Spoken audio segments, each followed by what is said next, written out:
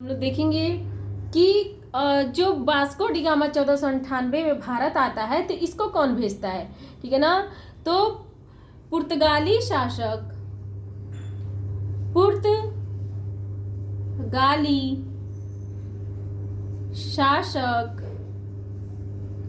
Manual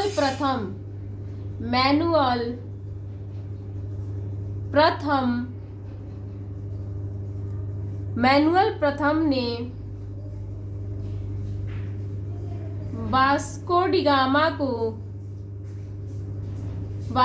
gamma को भारत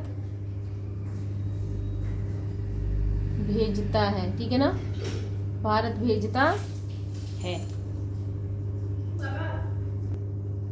फिर हम लोग देखेंगे कि मैनुअल प्रथम जो है वास्को डी गामा को 1497 में भारत भेजता है और वास्को डी गामा जो है 1498 को भारत पहुंचता है। 17 मई 1498 को कालीकट के उत्तर में। ठीक है ना, कालीकट के उत्तर में। इसके विषय में हम लोग आगे देखते हैं कि पुर्तगाली शासक मैनुअल प्रथम ने वास्को डी गामा को भारत भेजा। ठीक है ना, भारत भेजता है और वास्को डी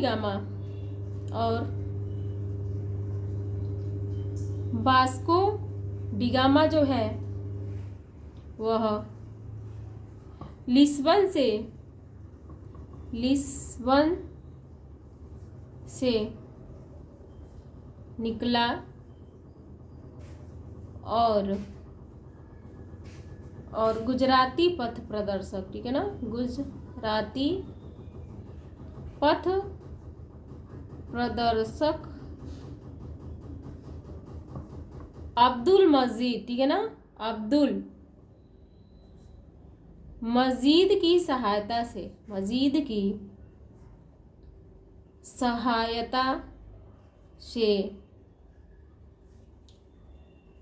से 17 मई। ठीक है ना, 17 मई 1498 को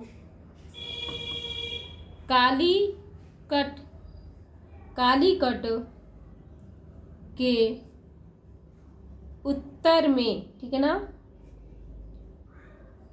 कपकडापू बंदरगाह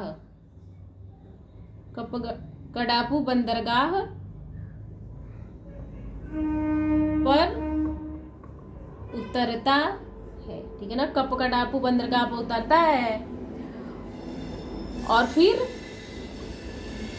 20 मई को कालीकट आता है अपने जहाजों के साथ। ठीक है ना, जहाजों के साथ साओ गैब्रियल नामक जहाज से जो है साओ गैब्रियल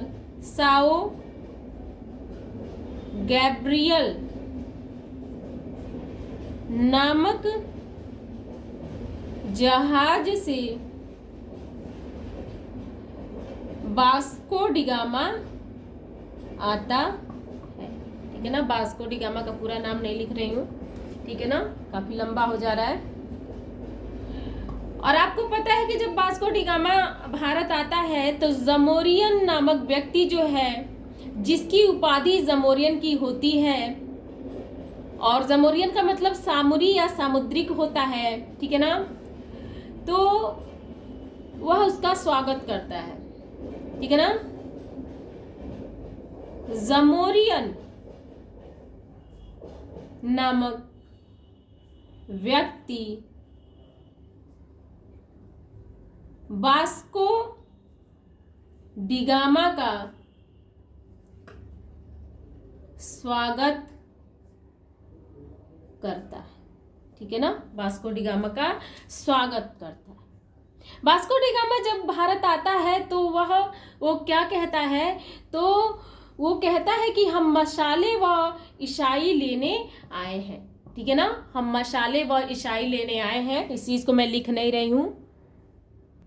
तो वास्को डी गामा जो है भारत में 3 महीने रहता है, ठीक है ना। प्रथम बार आता है तो यह भारत में 3 महीने रहता है और भारत में जो मसाले, भारत से जो मसाले ले जाता है वह अपनी लागत से जो है कि 60 गुना अधिक मुनाफा कमाता है, ठीक है ना। वास्को डी गामा भारत में 3 महीने रहता है और वास्को डी गामा जो है कि जो अपनी लागत से ज़्यादा मसालों से जो है मुनाफा वह कमाता है, ठीक है ना। उसको बहुत ज़्यादा ही प्रॉफिट होता है। फिर यह 1502 में आता है, ठीक है ना। और ये ऐसे पूछा जाता है कि वास्को डी गामा भारत में कब तक रहा, तो हम लोग लिखेंगे कि वास्को डी गामा भारत में 3 महीने रहता है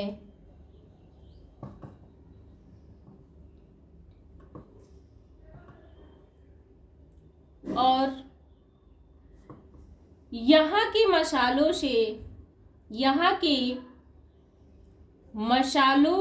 से अपने देश में लागत से, ठीक है ना, लागत से 60 गुना अधिक मुनाफा कमाता है, 60 गुना अधिक मुनाफा कमाता है, ठीक है ना। उसके बाद से ये भारत में जो है दूसरी बार भी आता है। यह 1502 में फिर भारत आता है, ठीक है ना। 1502 में वास्को डी गामा फिर भारत आता है, ठीक है ना। और उसके बाद से इस बार फिर वापस चला जाता है और 1524 में, ठीक है ना, 1524 में वास्को डी गामा जो है, वास्को डी गामा भारत में तीसरी बार जो है आता है, ठीक है ना, आता है। और उसके बाद से जो है इस बार इसकी मृत्यु हो जाती है। यहाँ पे तीसरी बार आता है और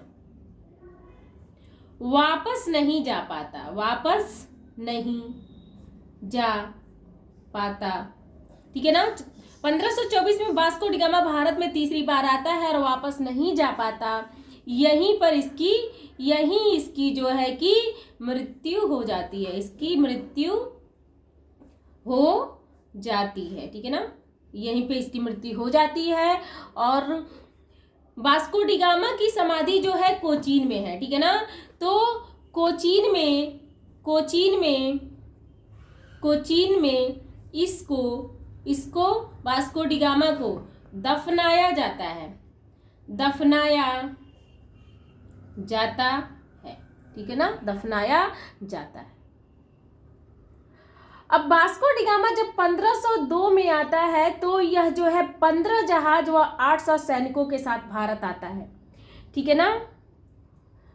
और उसके बाद से वास्को डी गामा क्या करता है कि मक्का जा रहे लोगों को, ठीक है ना, यात्रियों को, उनकी जहाजों को लूटता है। 1502 में जब यह आया रहता है, ठीक है ना। और 1502 में ही यह एक कहते हैं कॉर्टेज आर्मेडा काफिला का जो है कि आरंभ करता है।